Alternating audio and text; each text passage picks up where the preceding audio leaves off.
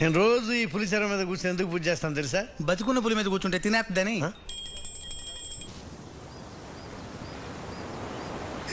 నా మీద గురువుగారికి ఎంత ప్రేమో. అవి కూడా నాకే. గింజలు ఉన్నాయి, తీసేసి తింటా. మేము తీసి తినకూడదా? తినకూడదు. యా, నేను తింటే ఆరోగ్యం, నువ్వు తింటే అనారోగ్యం.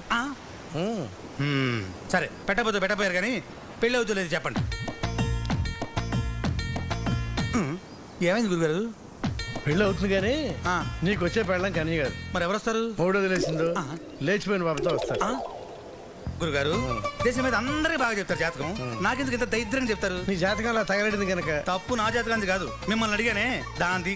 అసలు అయినా ఈ మధ్య నేను అనుకునే బ్రహ్మాండంగా జరుగుతుంది గురుగారు. ఏమనుకున్నావు ఏంటి? అమెరికాలో ట్విన్ టవర్స్ కూలిపోతాయి అనుకున్నాను, కూలిపోయాయి. వీరప్పని చచ్చిపోతాడు అనుకున్నాను, చచ్చిపోయాడు. సునామీ వస్తుంది అనుకున్నాను, వచ్చింది. ఇవన్నీ పేపర్లో వార్తలు చూశాక అనుకున్నావా? అసలు అంతెందుకు, ఇప్పుడేమనుకున్నాను తెలుసా? ఈ పుచ్చకాయ నాకు పెట్టాలనుకున్నాను, పెట్టలేదు. తప్పావు. ఏ తప్పావు? ఏ నీకు పెడదాం అనుకున్నా, తిను. వీడితో రివర్సల్ వస్తే కానీ వర్కౌట్ అవ్వదు. గింజలు ఉన్నాయి నాకే, గింజలు లేని నాకే.